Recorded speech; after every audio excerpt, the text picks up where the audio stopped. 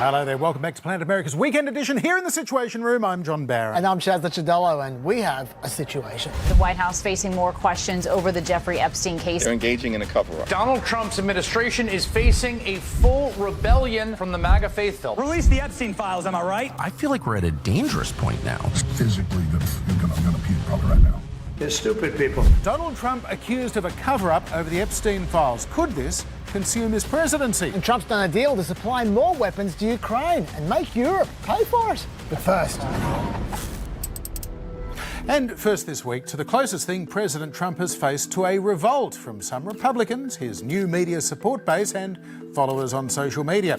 It's all over a widely rumoured list of high-profile clients of sex trafficker and child abuser Jeffrey Epstein. Investigators say they found no incriminating client list of Epstein's, no credible evidence that Epstein blackmailed prominent individuals, and no evidence that could predicate an investigation against uncharged third parties. Epstein died in prison awaiting trial in 2019. For years, there's been speculation that his sex crimes implicated famous friends, including Britain's Prince Andrew, former President Bill Clinton, and Donald Trump, who was a friend of Epstein's for years.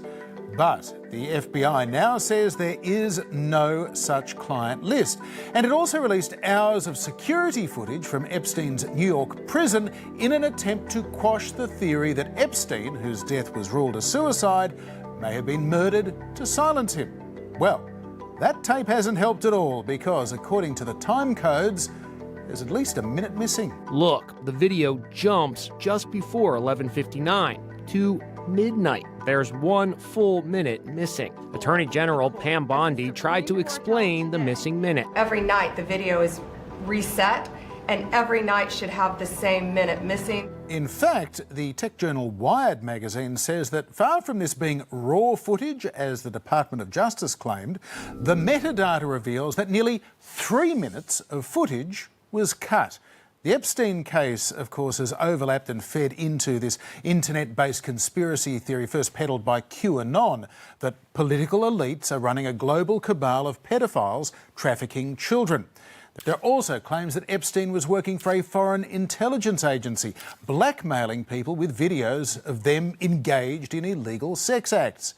During last year's presidential campaign, Trump said he would declassify a range of files on a range of issues, including Jeffrey Epstein, although in this Fox News interview he did qualify that. And by the way, that qualification at the end of this clip was edited out of the broadcast version of the interview. Would you declassify the 9/11 files? Yeah.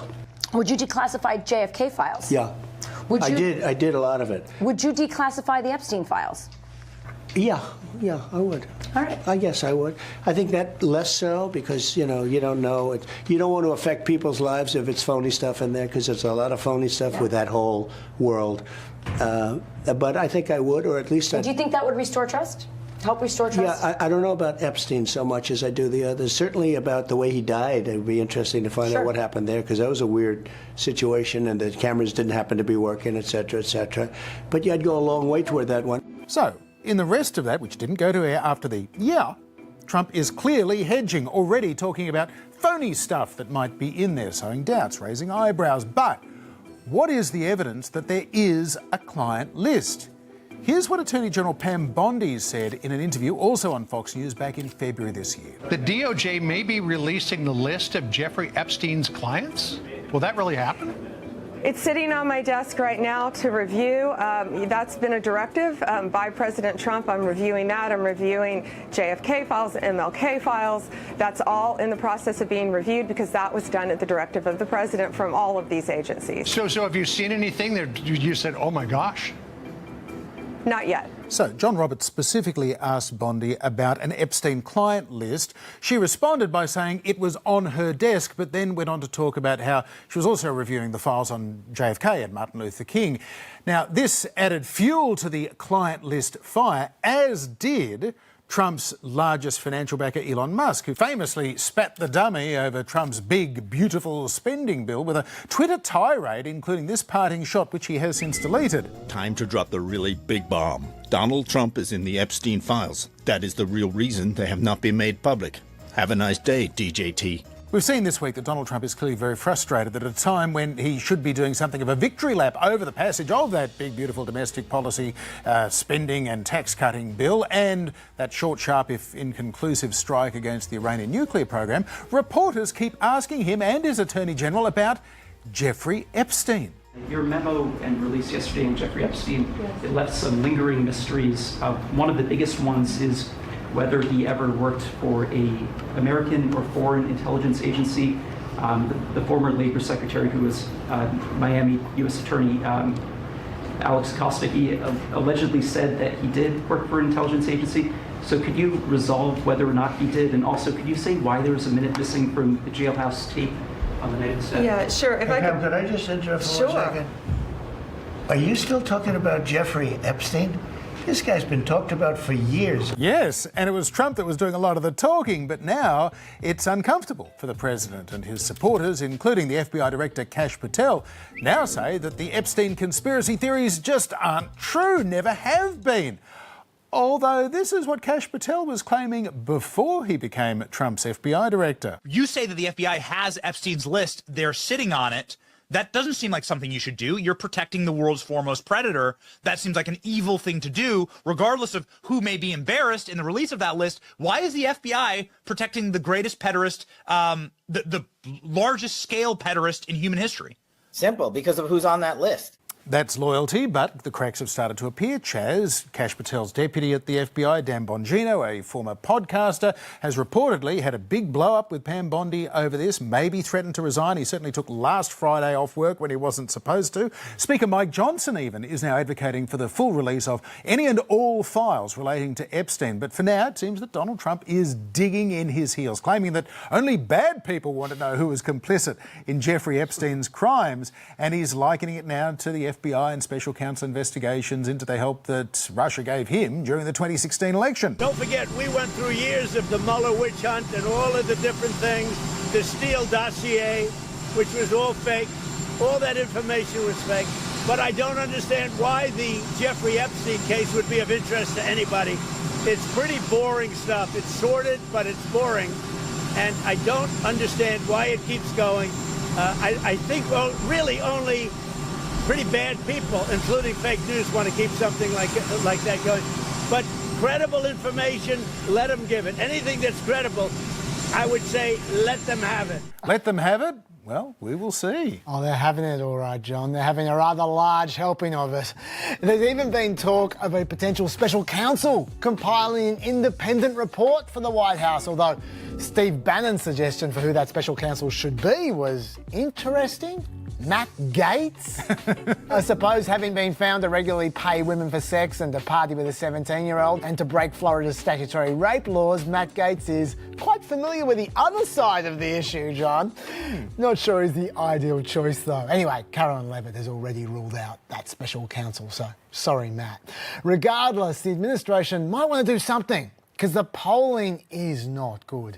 Data for Progress, which admittedly is a left-wing polling company, asked Republicans whether they approved or disapproved of the Trump administration's handling of the Epstein issue. Amongst those who had heard a lot about the controversy, only 40% approved and 55% disapproved. I have never seen an issue where approval for what Trump's doing was that low amongst Republicans. Having said that, we shouldn't assume that all Republicans are obsessing about Epstein. A lot of Republicans simply don't care. A CNN poll found only 3% of Americans overall were satisfied with the amount of Epstein content that the government has shared. But while 56% of Democrats and 52% of independents are dissatisfied with the amount of content shared, only 40% of Republicans are dissatisfied. Most Republicans either don't know about what's going on with Epstein or don't care. The problem is that Trump's argument, if you have been paying attention, is impossible to take seriously. He reckons that the Epstein files were actually written by Obama, Hillary Clinton, James Comey, ex-CIA head John Brennan, and the Biden administration, even though some of those people have nothing to do with each other. And also, most of them have never even mentioned Epstein, ever. And he asks, why didn't these radical left lunatics release the Epstein files? which also makes no sense because he's arguing that they made up the files and then did not release them for some reason, just leave them lying around in secret. Also, he's completely contradicting Pam Bondi, who is arguing that there are no Epstein files anywhere. Trump's saying, no, they exist all right, but they're all made up by Democrats. Even though until 5 minutes ago, Trump was the one saying they should be released. No wonder this was Trump's first ever post on Truth Social to receive more replies than likes. His first ever ratio. That's not good. Also, Trump says that the whole story is boring. You played that grab before, right? So he's saying that there was a plot involving two ex-presidents, a former First Lady, the head of the FBI, the head of the CIA, and the entire Biden administration to frame the future president in a pedophile sex ring run by a mysterious billionaire. And the reason to not ask questions about that is because that's so boring. None of this makes sense, but he hasn't stopped there. Now he's accusing any Republicans who don't believe his obvious garbage of being past supporters. He's excommunicated them from MAGA, and he said, I don't want their support anymore. This is pure gaslighting about one of possibly the MAGA crowd's most intensely held beliefs, John, and I don't think it's going to work.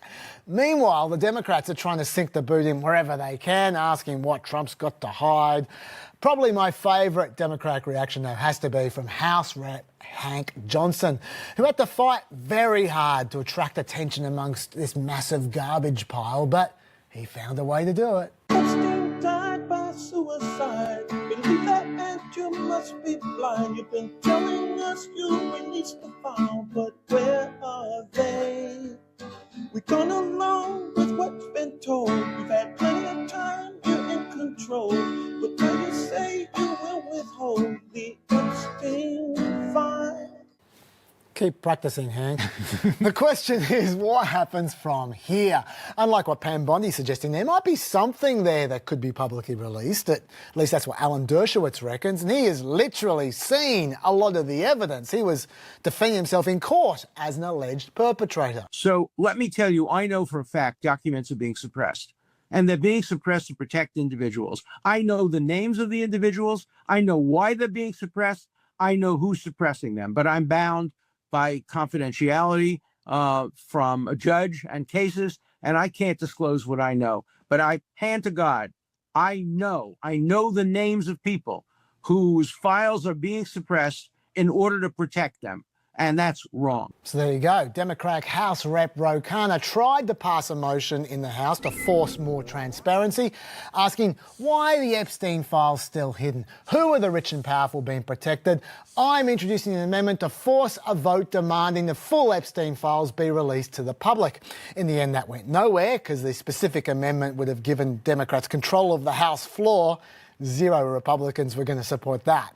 But constant nuisance for Trump, Republican Thomas Massie has now joined the fray, and he's supported Ro Khanna in pushing a discharge petition to force a vote on the House floor specifically into whether they release the complete files. So it will be interesting to see what happens there, John, especially as you noted, Mike Johnson himself is on the record now supporting more transparency. Yeah, at the end of the day, if there's a Epstein client list or not in physical form, in his handwriting, there is an Epstein list of sort. It's in Alan Dershowitz's head and Ghislaine Maxwell's head, his partner in crime, who's in prison for 20 years and sees this potentially as a way of getting out of jail early if she names names. And if there's no list, there's got to be some kind of evidence of something somewhere that could be released. Sure. Certainly. And earlier today we did see something of a concession from President Trump ordering Pam Bondi to release grand jury testimony from the Epstein investigation, the sort of stuff that Dershowitz was talking about. That does still fall short of releasing all the files. But the White House has admitted to one thing, Chaz. We can confirm the president has cankles. After photos of Trump with swollen ankles and bruised hands did the rounds online this week, they have admitted that the president has circulatory issues. Nothing at all serious, they say. A lot of people Trump's age get it, the doctor says, but of course that won't convince anyone who wants to believe that he's at death's door with heart failure, and that's kind of how conspiracy theories get started and never ever end. You can't disprove a cover-up. Exactly. You can possibly just give them a better conspiracy theory to believe, which is what Trump's trying to do at the moment. For more on all of this, I spoke to historian Matthew Dallek. He has written extensively about American political and social movements, and his most recent book is on the secretive right-wing John Birch Society. He's Professor of Political Management at George Washington University. Matt Dallek, welcome to Planet America. I wonder why it is, do you think, that of all the conspiracy theories over the years that Donald Trump has helped to fuel, that, to extend the analogy, this is the one that has caught fire and is now burning him? It's a great question. I think a lot of it has to do with the buildup, because Trump and the FBI director, Kash Patel, and many others for years have been peddling this conspiracy theory that Epstein maintained a client list, the government had a hold of it, and on that list were liberals, Democrats, other elites, and that the government had conspired to cover it up, and they had also murdered Epstein. It wasn't a suicide. So it's a very lurid tale, but the tale, I think, also resonates with much of Trump's base, because ultimately it's a story about one of Trump's signature issues, namely that the so-called deep state has conspired over many years to protect the elites, to defend the establishment, and to destroy the lives of ordinary people and do horrible things like protect a sex trafficker like Jeffrey Epstein. So it really resonates. Trump peddled it for years, and then lo and behold, he gets into power after this massive buildup, right? It's like the fight of the century almost, if we think about like a boxing match. And he gets into power, and lo and behold, there's nothing. There's a nothing burger. There are other factors as well. I think that the rollout, the promise by the Attorney General, Pam Bondi, of a client list of information she was going to divulge, that turned out also to be a huge dud. But I think that the fact that it resonated so much with his supporters as a lurid tale of deep government corruption, and then Trump in power has not been able to produce it. So it's a real disappointment to a lot of his most ardent supporters. And Matt, how do you see this conflation between some of the realities of the Epstein case, the pure sort of speculation around Epstein, and then that sort of completely wacky QAnon conspiracy theory about a powerful cabal of elites running a child sex trafficking ring out of the basement of Comet Pizza there in Washington? Yeah, well, each conspiracy theory, on some level, the conspiracy theories share certain aspects. So usually conspiracy entrepreneurs know their product. They know how to sell their product. They know how to market it, and they make a lot of money off it, right? It's a big business. There are also other elements, right, of someone very powerful, a powerful entity keeping, ordinary people down, hiding the truth from the American people. Often it involves the government, right? The federal government, the suspicious entity way off in Washington, D.C. But each theory, some are more plausible than others. So Comet Pizza, which actually my 13-year-old wanted me to order from there today, where this supposed child sex ring occurred, that was more way out there than most. I mean, there was it was really insane. It's a pizza place, like a family pizza joint. There was very little, if anything, to it. Epstein is another matter. He was an actual sex trafficker. It looks like he did conspire with some people, including one of his assistants, who's now sitting in jail in Florida, to traffic young girls. He was incredibly rich, and so he was pictured with the likes of Donald Trump and Bill Clinton. So there are, kind of loose elements, loose threads. But at the end of the day, the central allegation that, there's this client list that Epstein maintained. It was explosive. It had the names of very powerful people on it, and the government was hiding it, and that the government had murdered him to keep this quiet. that's where you really take off from reality. So, you're right. There are shards of truth in conspiracy theories. Sometimes the shard is bigger than in other theories, but ultimately they are divorced from reality. And I think that the reason why Trump is so unable to produce anything is because there is nothing. There's nothing to produce. It seems, though, Matt, that there was always an inherent risk in the Epstein case for Donald Trump, given their at least decade and a half friendship. There could be some perceived guilt by association. Why do you think he even dabbled with this in the first place? Because he certainly wants nothing to do with it now. That's an interesting question. I mean, look, with Trump, the motivations are a little hard to discern. Obviously, you can't really peer into his thought process.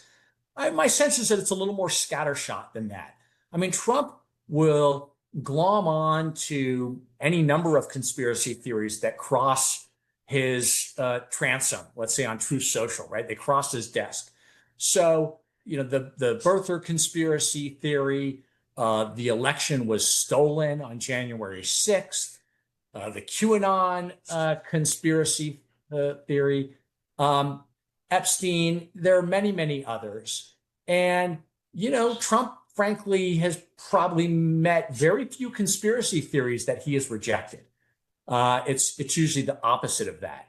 So I think that this had the elements of a lurid story that also would resonate with him and his base, because it was a story about government deception, government crimes. And as a result, he ran with it. And also, he may have also been influenced by the likes of podcasters, MAGA bloggers, MAGA social media stars who are also promoting this theory. They latched onto it as well. And so he's going to, ride the tiger, as it were, and he does ride it. But of course, there are typically at least some consequences. You peddle a conspiracy theory, usually there's some kind of blowback, and we're seeing that now. So ultimately, you're saying that you don't agree with the likes of Laura Loomer, who say that this could consume Trump's presidency. Does this really just not matter that much at all? Well, look, first of all, far be it from me to predict what Trump's base is going to do. I mean, political observers I would just caution people that in the United States, observers have been wondering, speculating, and frankly predicting that part of Trump's base is going to revolt. They were going to move away from him over the past 10 years. And it hasn't really happened. So could Epstein do it? Maybe. But I actually think that an economic fallout from his tariffs are more likely to consume his presidency than Jeffrey Epstein.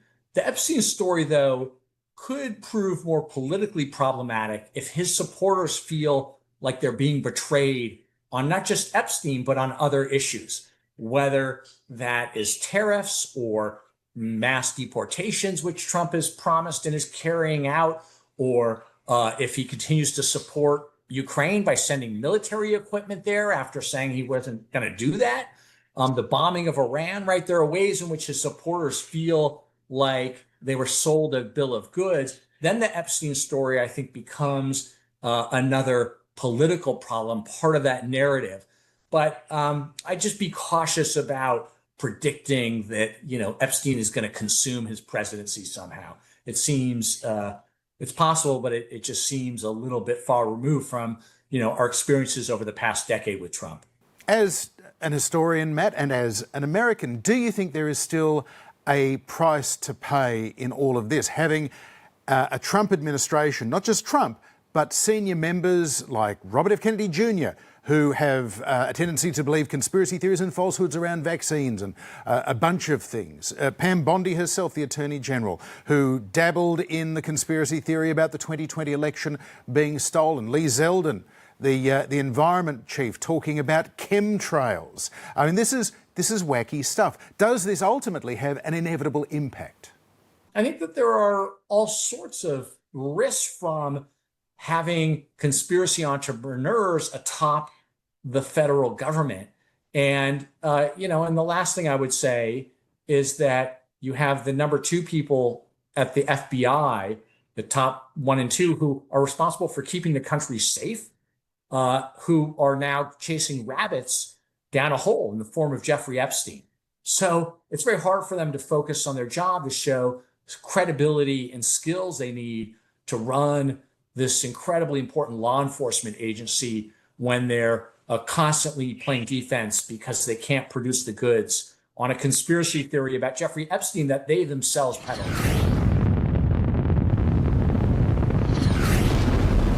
Now, as we said before, some in Trump's orbit are blaming Attorney General Pam Bondi for mishandling the messaging around the Epstein files. And that drama has all been captured in a brand new TV series. Take me back to the sweet times, the happy nights. Everything is gonna be alright in the summertime. Baby, in the summertime, that is where I'll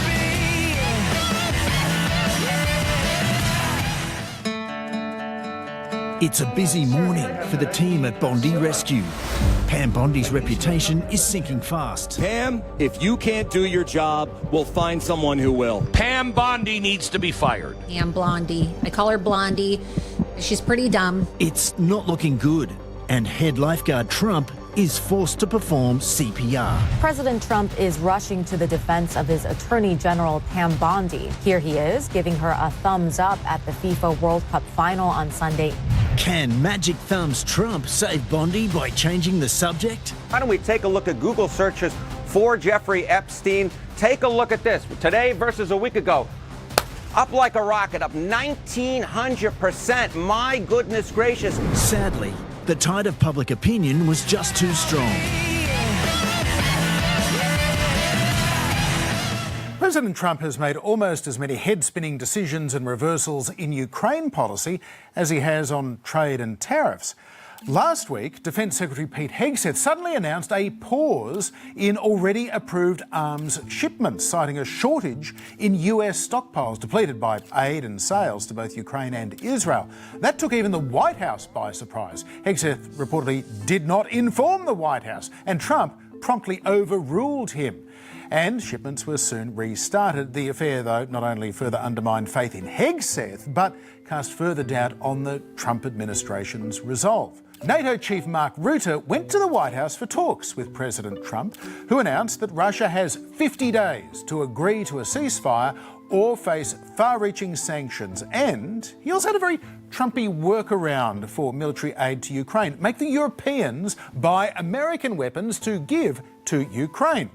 But ultimately, Chaz, it seems that Trump sees this agreement as more of a bargaining chip to force Putin back to the negotiating table to end the war. Yeah, things seem to have changed quite rapidly a few weeks ago when Putin and Trump had a disastrous phone call, apparently. Trump was pushing for a ceasefire, as he does, but according to Trump, he was very disappointed with the conversation that they had because Trump said, I don't think he's there. I don't think he's there, and I'm very disappointed. I'm just saying, I don't think he's looking to stop, and that's too bad. And Trump was significantly more direct about his disappointment publicly. I don't know. We get a lot of bullshit thrown at us by Putin. For you want to know the truth. He's very nice all the time, but it turns out to be meaningless. He's developed quite the potty mouth in the last few weeks.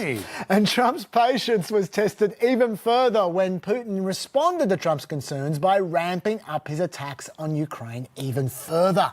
A year ago, Russia might fire off 10 to 25 drones a night, with the odd cruise or ballistic missile attack every now and then. But the day after Trump's bullshit comments, Russia launched the biggest aerial attack of the war. We're talking 728 drones and 13 missiles in one night.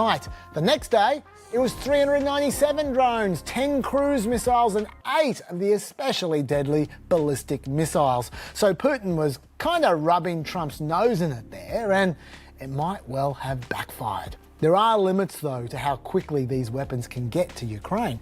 Germany, for example, has already committed to purchasing 2 Patriot missile batteries for Ukraine, but Ukraine might not actually see those systems for a number of months.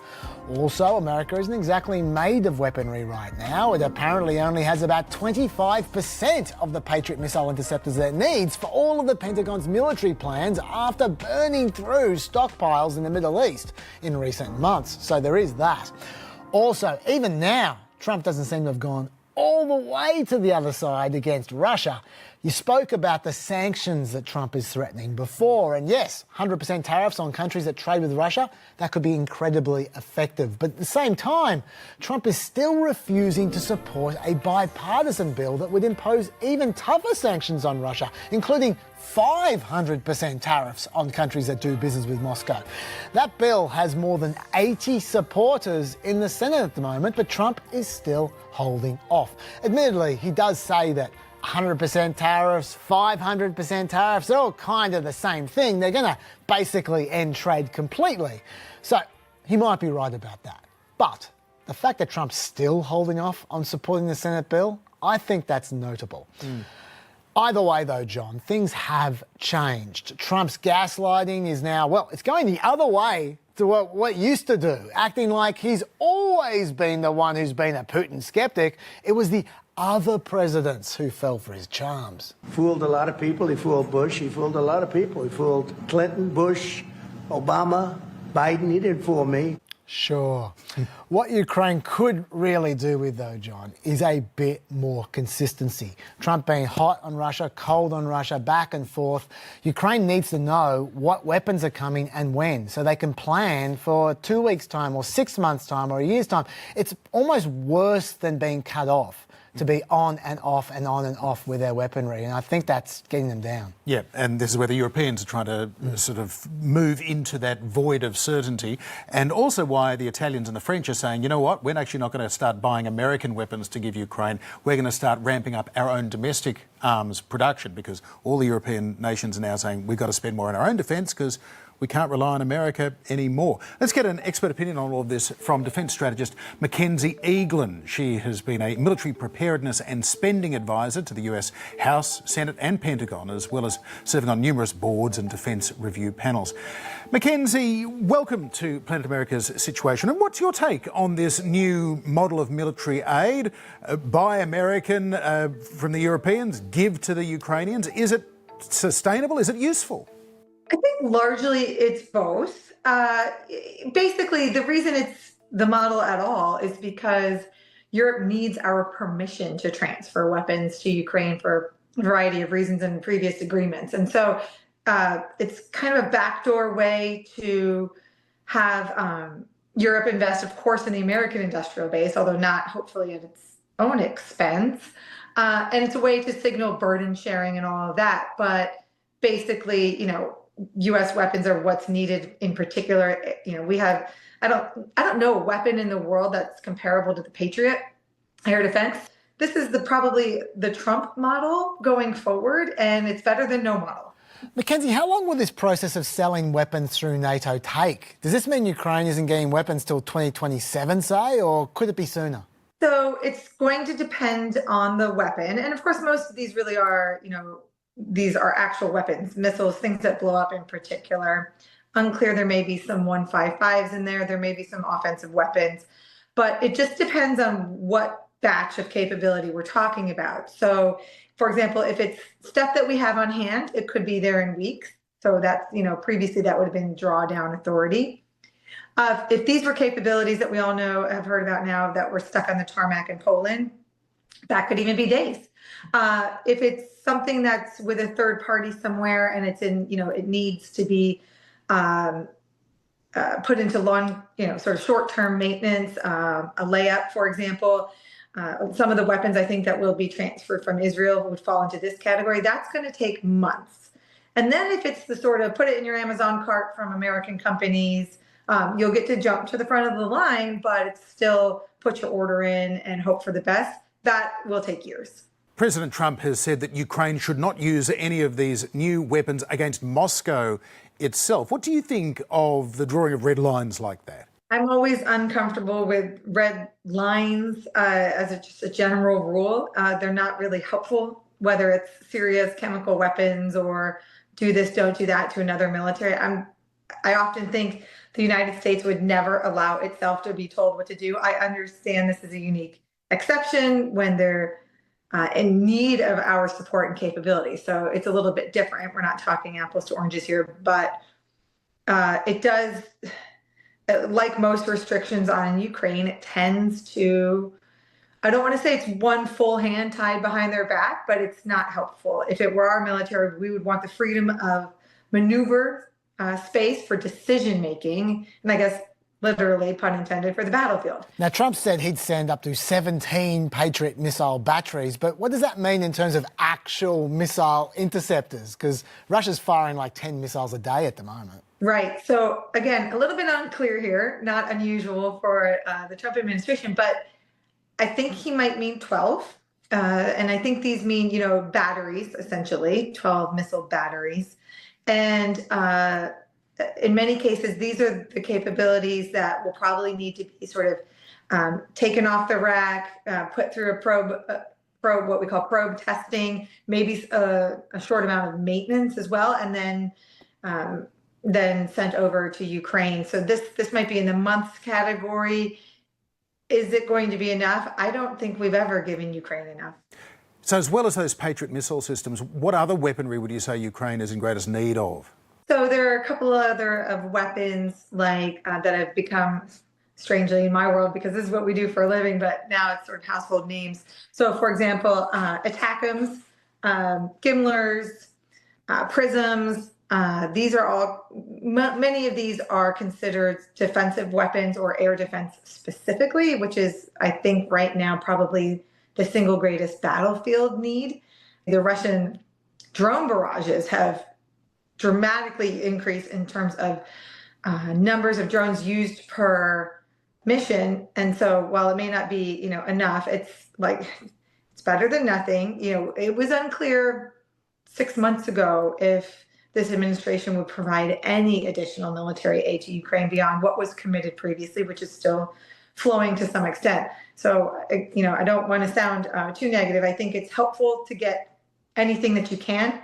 The Ukrainians are quite innovative, as we all know. For the most part, again, these are missiles and air defense munitions in particular, which is great. There may be some artillery also coming over as well. The details of these packages aren't yet fully clear, but we have the broad strokes that it's mostly munitions. Mackenzie, does Ukraine still have more weapons coming from Biden, or have those been fully tapped out? I believe there's still a flow coming from President Biden that was previously approved, like some of the weapons that are in Poland currently.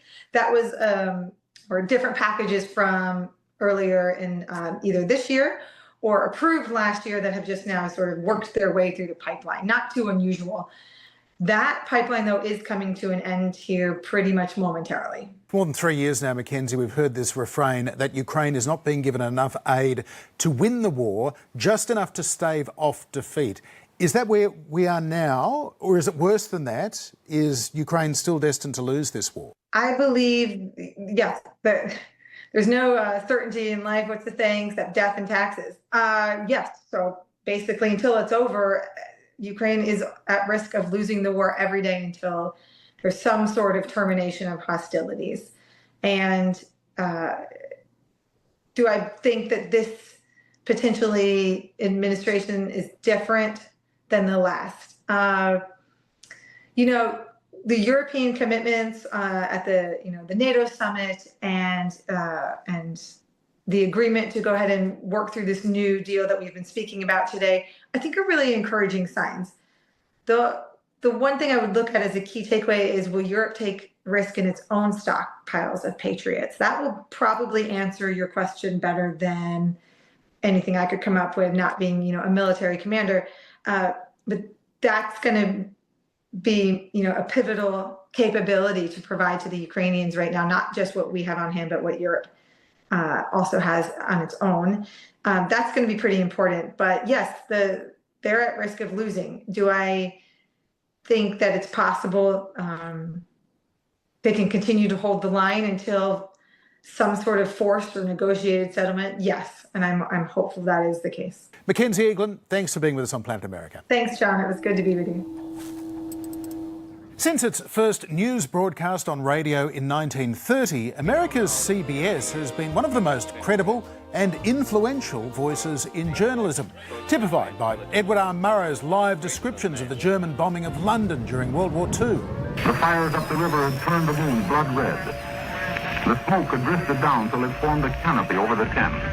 And his dissection of a demagogue, Joseph McCarthy, and his anti-communist witch hunts. We must remember always that accusation is not proof, and that conviction depends upon evidence and due process of law. For decades, the measured gravitas of CBS's Walter Cronkite brought America the news good and bad. President Kennedy died at 1 p.m. Central Standard Time. And in 1968, CBS launched the news magazine show 60 Minutes. This is 60 Minutes, which went on to become one of the highest rating programs in the history of television. I think that my handling of the press in that campaign was not as effective as it could have been. Their roster of 60 Minutes reporters reads like a who's who of American broadcast journalism. Mike Wallace, Harry Reasoner, Dan Rather, Diane Sawyer, Roger Mudd, Connie Chung, Leslie Stahl, Ed Bradley, which is part of the reason why this is so stunning. CBS's parent company Paramount Global and President Donald Trump have reached a $16 million settlement over a lawsuit alleging election interference. Trump sued CBS's parent company Paramount, alleging 60 Minutes edited Kamala Harris to make her look better. At one point, Trump was demanding $20 billion in alleged damages. Independent experts said there was no merit to the case. Journalists edit answers all the time when politicians, including Trump, waffle and waste time. So why pay Trump $16 million? They were in need of federal approval for a merger that the owner of Paramount is looking toward right now, so it appeared clear that she was open to an agreement of this kind. The agreement being pay Trump the money, and his administration is more likely to let the merger worth $8 billion go ahead. It looked an awful lot like a shakedown and a bribe. Current CBS journalists like John Dickerson are grappling with what this settlement means for their network's credibility. Can you hold power to account after paying it millions? Can an audience trust you when it thinks you've traded away that trust? The audience will decide that. And it's not just CBS that's paying the president to make similar dubious lawsuits go away. Stephanopoulos said on air that Trump had been found liable for rape in the E. Jean Carroll case. Judges and two separate juries have found him liable for rape, when in fact Trump had been found civilly liable for sexual abuse. It was a distinction without a difference. The judge in Trump's trial said what the jury found Trump did was in fact rape as commonly understood. But ABC America still wrote a $15 million check to Trump's future presidential library to make it all go away. And back in January, Meta paid Trump $25 million to settle a case that he brought in 2021 after suspending him from Facebook and Instagram in the wake of the January 6th attack on the Capitol. Most of that money is also going to the Trump library. And I guess they'll need to build a big one to house that free Qatari Air Force One. Meanwhile, global not-for-profit news agency The Associated Press was banned from the Trump White House for retaining the Gulf of Mexico as the internationally recognised name of that body of water off America's south coast, after President Trump redubbed it the Gulf of America. The Gulf of America, what a beautiful name. In June, the DC Court of Appeals ruled the White House has the latitude to exclude any journalist it chooses from the Oval Office and other restricted areas, including on the basis of a news outlet's viewpoint. You know my opinion to the media, it's very low. All of which raises some very important questions, not just about Trump's legally very questionable monetisation of the power of the presidency, but also the effect that news organisations paying the president to settle frivolous lawsuits will have. Earlier today, it was announced that CBS is cancelling The Late Show with Stephen Colbert. Colbert has become a constant critic of Donald Trump, mocking him on a nightly basis and, in doing so, topping the ratings. It is the only late-night show to grow its audience this year, but CBS is now pulling the plug. And that's all for another weekend edition of Planet America. We'll be back at the same time on ABC News next week. And there's no Wednesday night edition on ABC TV. In fact, we're on the move to Monday nights from August 4. We'll be on at 9:30 p.m. right after Four Corners and Media Watch. And do not forget to Pep, brand new Pep podcast out now. See you there. Bye-bye.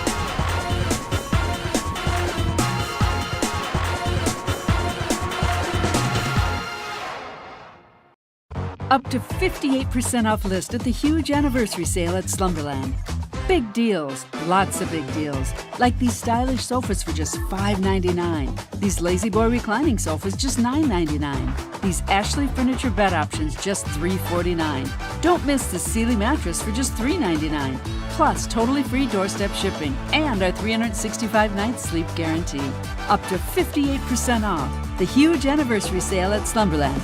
Big deals. Homemakers has the mattress you're looking for at a price that can't be beat. Shop Homemaker's Sleep Shop for hot-priced mattresses, like this queen mattress in a box, only $2.99. In stock and available today. Shop in-store or online at homemakers.com.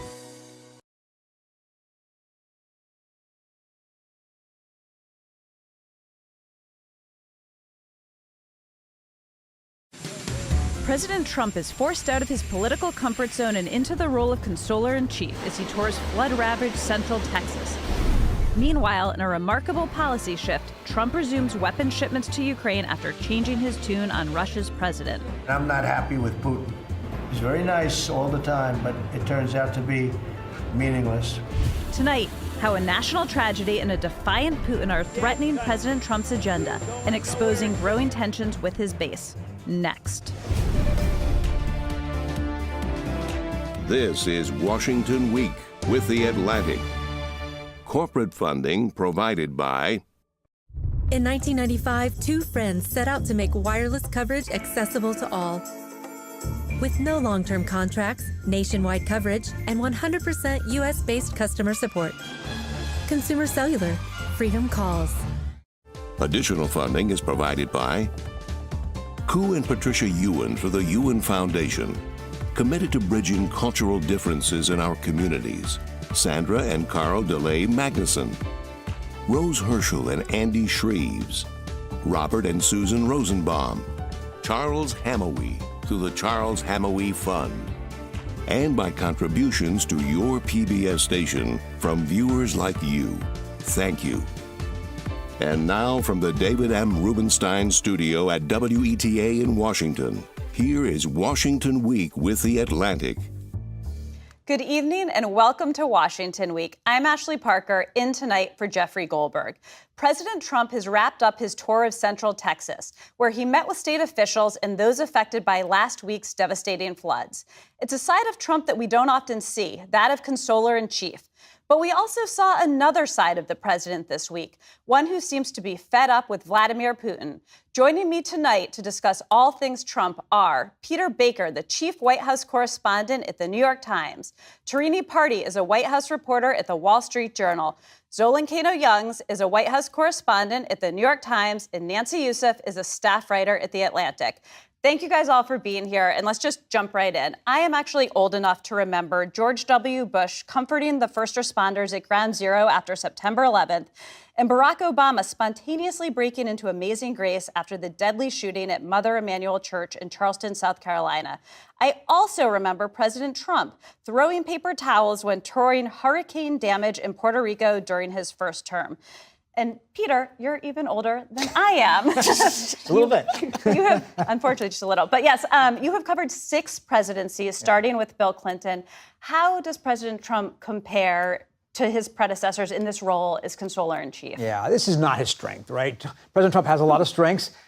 Consoling people, not one of them. Empathy, not one of them. You're right. I've been covering presidents going to disaster zones since President Clinton. I remember traveling with him to a big giant flood in Grand Forks, North Dakota was my first one. And what presidents from Clinton on have always done, of course, is to find ways to connect with people on the ground, to show that they're there, that they not only are going to bring resources to the federal government, but they understand their plight.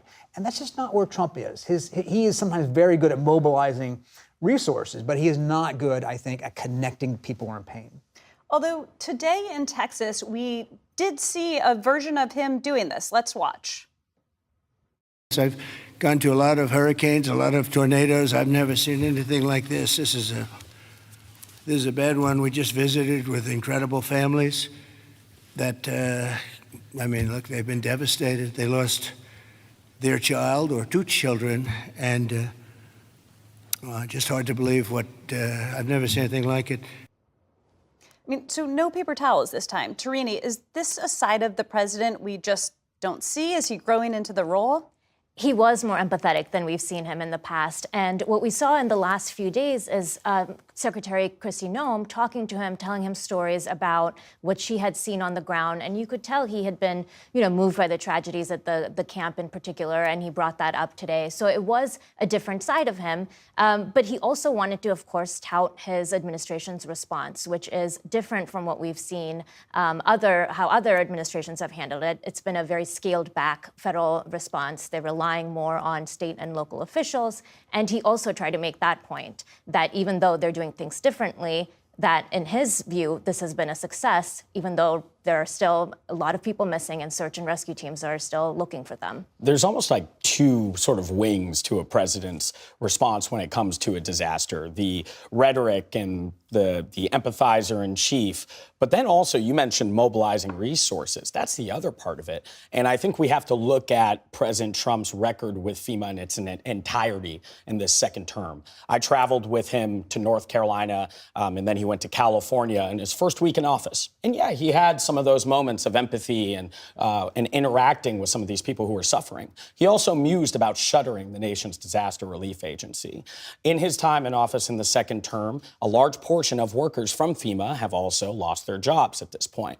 The Department of Homeland Security, we wrote a story that they were reviewing grants ranging from supporting police departments to disaster resilience, and basically reviewing whether localities were aligned with the administration's DEI and immigration agenda in order to continue giving out those grants. Kristi Noem is facing a lot of criticism right now for a new rule in which grants above $100,000 she actually needs to review, and people are citing that new rule in basically claiming a slowed down response here. We won't know and really the grade of the federal government's response to this disaster for some time. It's still very soon.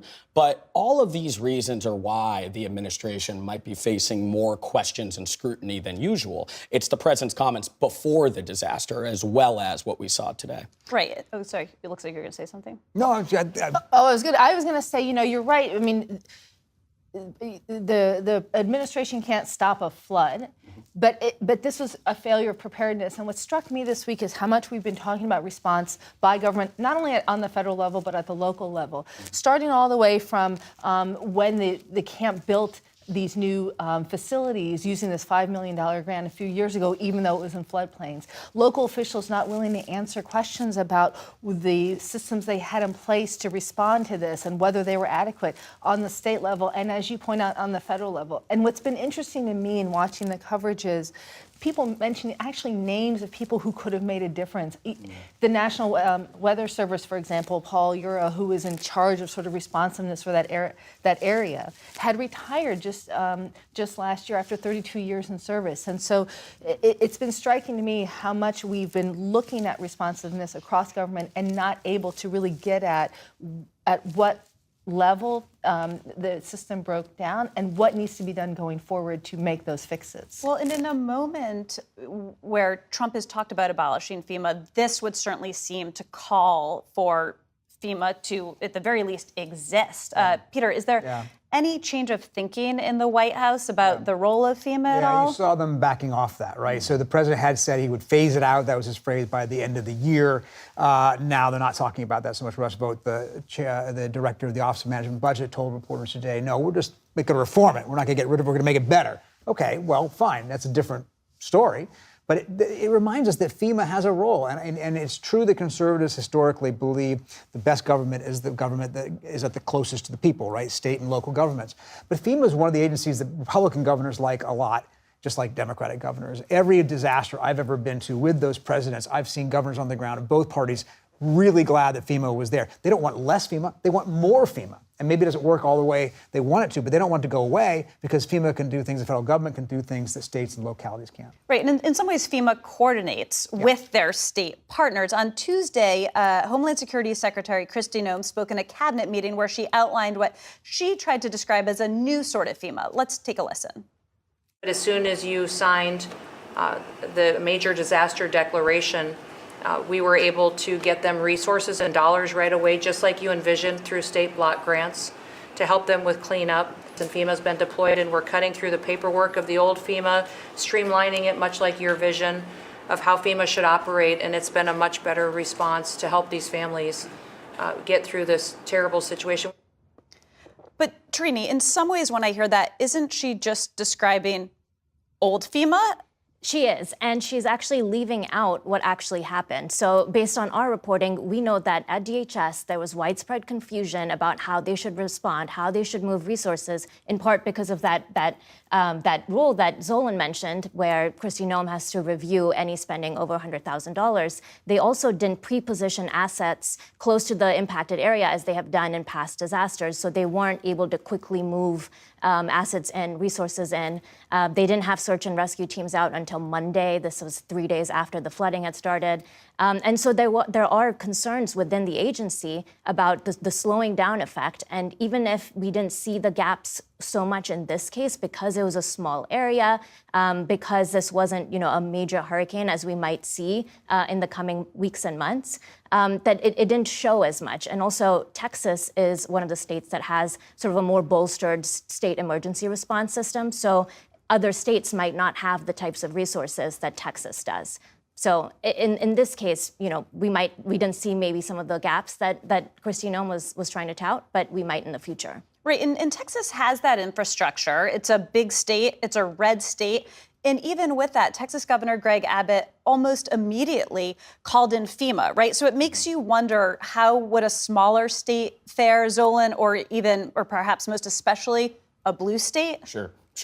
No, absolutely. I mean, this is a state. We did a FOIA project, a Freedom of Information Act project, where we got a lot of documents in 2019 and actually compared how FEMA's response was to U.S. territories compared to a place like Texas. And Texas historically got more support faster than many other places in the United States. And if they had questions at this point, you have to, again, wonder how a small community would fare that's going to rely on this federal agency more.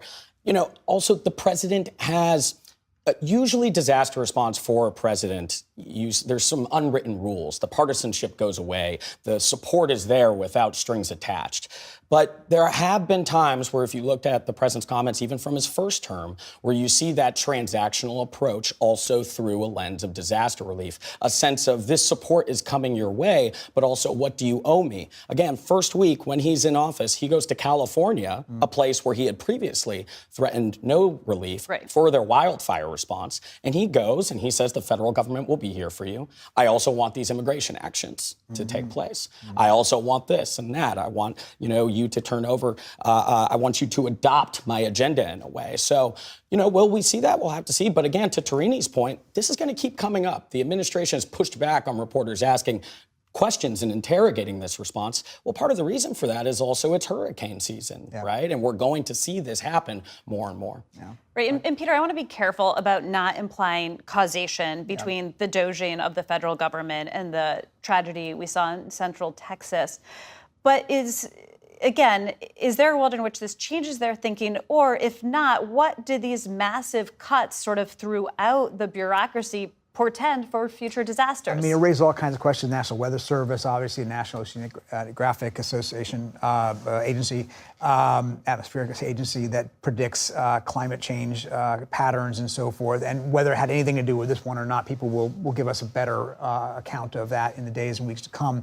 But you can see in the future why that might be something of concern for people, because they did know that there were potential flood disaster happening here, and yet despite that didn't have the preparation, didn't have the warning systems and all that. And if you have a FEMA that's already 1/4 smaller than it was a couple months ago, that's, some cuts may be perfectly good in terms of efficiency of waste, but 1/4 is a large chunk out of a federal agency that you want to do more, not less. Right, and Trina, you mentioned some of these gaps that were not as acute because Texas was better prepared, but you've done a lot of reporting on FEMA. Can you take us through a scenario where these gaps might be more pronounced? And as much as Kristi Noem did describe a FEMA as it exists, they are trying to make some changes, and can you explain to us what that will actually look like? Yeah, they're trying to make a lot of changes, and staffing in particular has been a big focus. But this $100,000 review that we keep bringing up over and over again is a big deal because during a major hurricane, we've been told you can spend, the government spends hundreds of millions of dollars in such a short amount of time. You can spend $1 billion within days. And so getting approval for every little thing that the government spends money on could really potentially cause lives in this type of situation. What they've also gotten rid of is door-to-door services where FEMA staff goes to an impacted area and knocks on doors and tries to help survivors. So that has been, taken away. We also don't know if they're going to be doing what I described earlier as pre-positioning of these assets, which was something that came out of Hurricane Katrina as sort of a big lesson learned, which is to go big and go quickly and early as much as possible to try to be as prepared. Even if it costs the government more money, those resources are there in case the state and local officials need them. And another surprise out of the White House this week was Trump changing his tone on Russia and specifically really changing his tone on President Putin. I mean, it was not even, feels like years ago, but it was not even 5 months ago that Trump got so upset with Ukrainian President Zelensky that he essentially threw him out of the White House before he had time to eat his scheduled lunch. So let's just take a quick trip down memory lane. You're not in a good position. You don't have the cards right now. With us, you start having I'm not cards. playing cards. Right now, you don't. I'm Yeah, very you're serious, playing cards. Mr. President. You're I'm playing very cards. serious. You're gambling I'm with the president lives in of war. millions of people. You think You're gambling with World War III. But on Tuesday, Trump had this to say about Putin. We get a lot of thrown at us by Putin, for you want to know the truth. He's very nice all the time, but it turns out to be meaningless. So, Peter, what has changed? Has Trump come around to Zelensky? Has he soured on Putin? Is it something we can't even fathom yet? Yeah, it's really fascinating. You know why Zelensky got under Trump's skin at that thing a few months ago? Because he was telling him Putin is going to shovel a lot of BS your way, that you cannot trust Putin. And Trump took offense at that. He says, no, that's just not true. In effect, what he's saying is, I've been through so much with my friend Vladimir Putin. We went through the Russia hoax together, blah, blah, blah. And now what Trump has discovered is what Zelensky told him is basically right. You cannot assume that Putin is your friend. You cannot assume that he wants a peace deal, because he doesn't. He's made that very clear. Now, it's striking to hear Trump say what he said this week because of 10 years of bromance between the two, right? Which is still seemingly inexplicable to a lot of people. Why would Trump be so favorable toward Putin for so long? Has he come around to believe what everybody else already believed, which is that Putin is not his friend? Which his own intelligence services have been telling him since his first term for the better part of a decade. And his friends like Lindsey Graham and other Republicans would tell him, Marco Rubio used to be a hawk. He would tell, the old Senator Rubio would have told him that. I don't know about Secretary Rubio.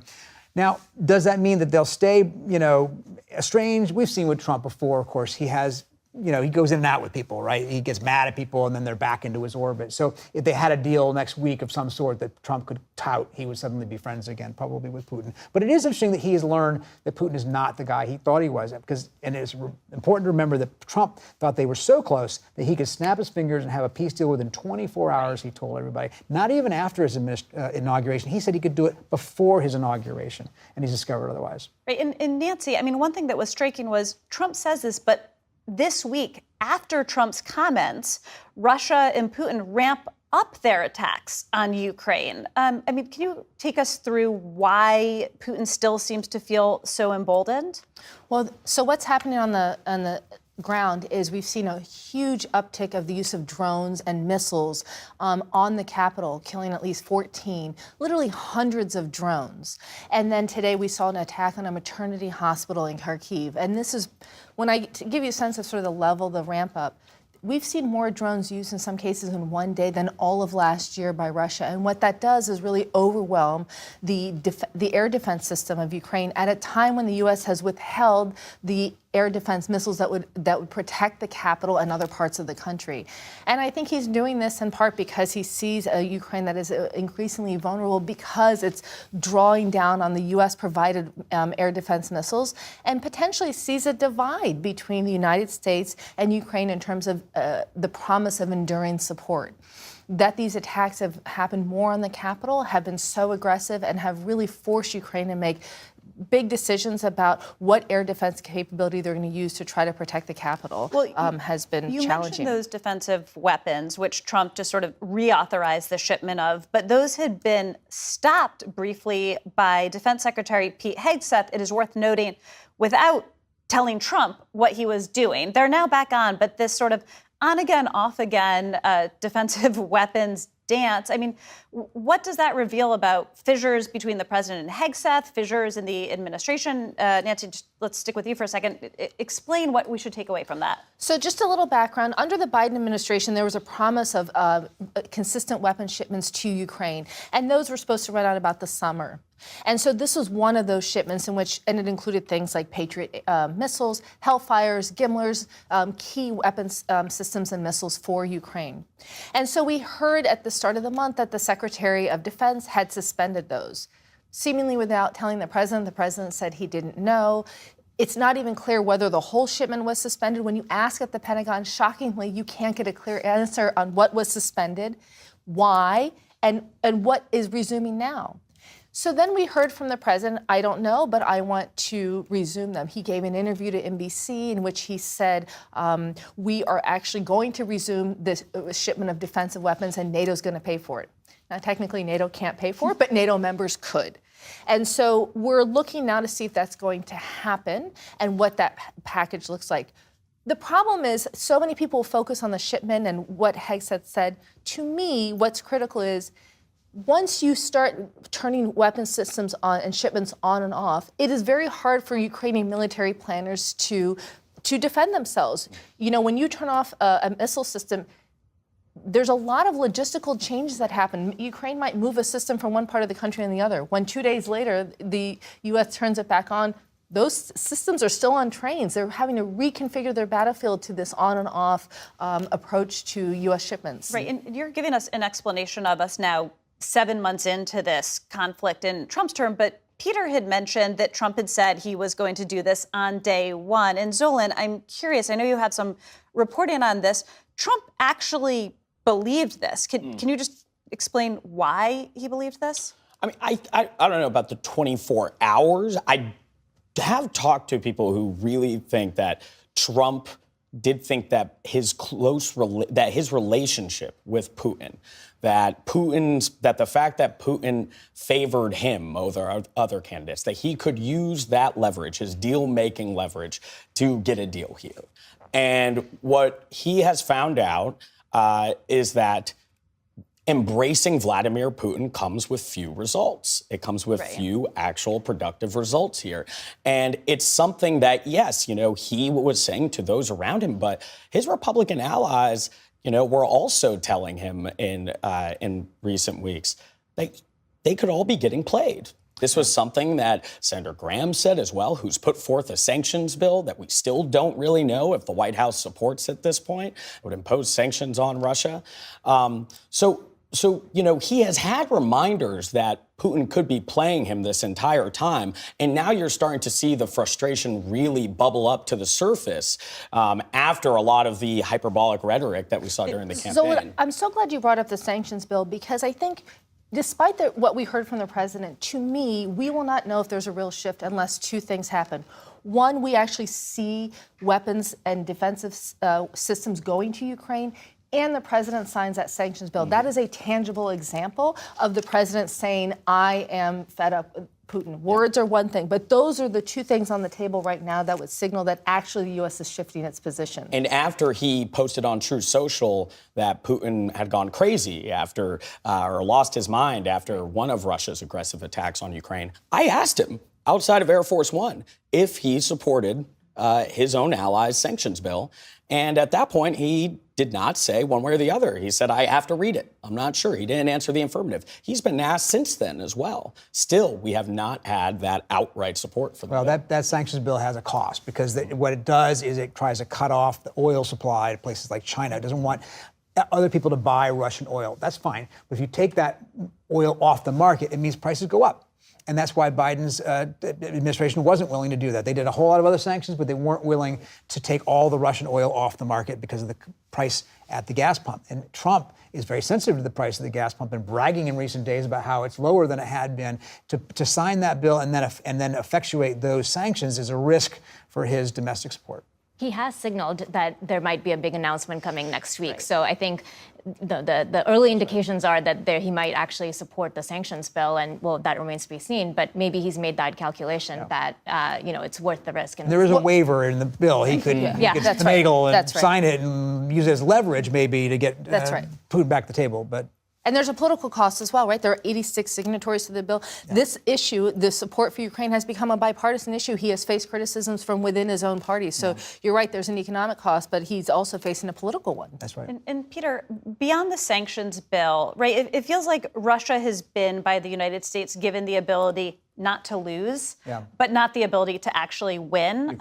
What would be required to actually allow Ukraine to win, if that's what Trump even wants to happen? I mean, the truth is, the United States provided tens of billions of dollars worth of weapons under Biden, who's willing and wanted to help Ukraine, and still, as you say, didn't go as far as some people thought they should go. The idea that Trump and this Republican Congress is going to go further than that seems unlikely, which is what Putin is gambling on.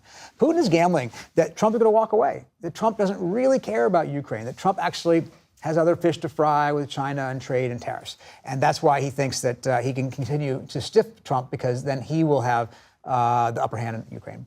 Particularly on foreign policy, too, is when we see that the president wants to lean into issues that are a win, not intractable. Exactly. There's a lot to discuss, but unfortunately, we have to leave it here.